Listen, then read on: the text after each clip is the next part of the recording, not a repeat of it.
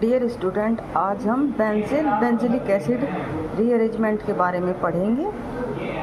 ये रीअरेंजमेंट के बारे में बताना चाहती हूँ कि ये base catalysed reaction of 1,2-diketones to a salt of 2-hydroxy carboxylic acid is known as benzylic acid rearrangement. This reaction is not generally applicable to 1,2-diketones containing alpha-methylene group because of the compacting aldol condensation, but the synthesis of citric acid from ketopinic acid is an exceptional case. Best result in this reaction is obtained when the aryl group is attached both the carbonyl compound.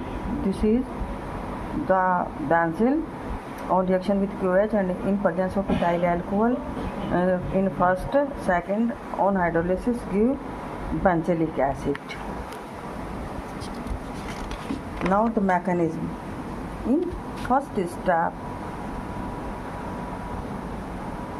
in the nucleophilic addition of nucleophile OH, ये देखिएगा किस तरीके से यहाँ पर आपका OH ये इलेक्ट्रॉनों की शिफ्टिंग से यहाँ पे OH इससे अटैच हो जाएगा। फिर इसमें OH अटैच होने के बाद में यहाँ देखिएगा ये OH इधर आ गया है और इसमें फिर ये रीअरेंज होके इस तरीके से ट्रांजिशन स्टेट होके आके ये आपका हाइड्रोलिसिस के बाद में आपका बेंजिलिक एसिड बना।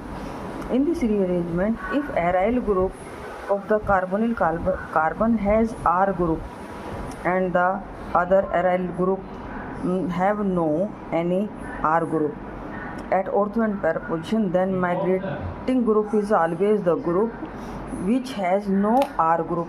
Why? Because R group is the electron donating group और ये इलेक्ट्रॉन डोनेट करेगा।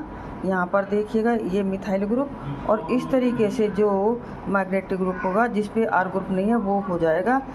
तो क्योंकि ये जो कार्बन है ये लेस इलेक्ट्रॉन डेफिशिएंट है ड्यू टू आर इफेक्ट और ये जो है मोर डेफिशिएंट है।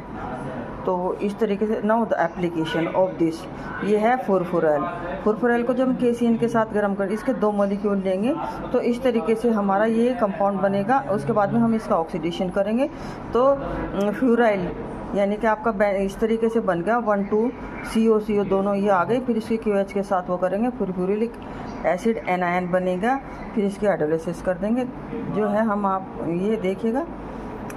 इसके बाद ये दूसरा एग्जांपल है साइक्लोहेक्सेनोन 1,2-डाइकीटोन। इसकी NOH और जो है मिनरल एसिड की प्रेजेंस में आपका साइक्लोपेंटेनोल 1 कार्बोक्सिलिक एसिड बनेगा। इसके बाद में देखिएगा आप तीसरा एग्जांपल इसका बेंजाल्डिहाइड को जब हम KCN के साथ गर्म करेंगे तो हमारा बेंजोइन बनेगा। ये बेंजोइन बना। फिर इसको सोडामाइड के साथ में इसका ऑक्सीडेशन करेंगे तो ये फिर हमारा वही 1,2-डाइकीटोन आ गया। इसके फिर इसमें हम KOH और इथाइल अल्कोहल की प्रेजेंस में बेंजिलिक एसिड एनायन बनेगा।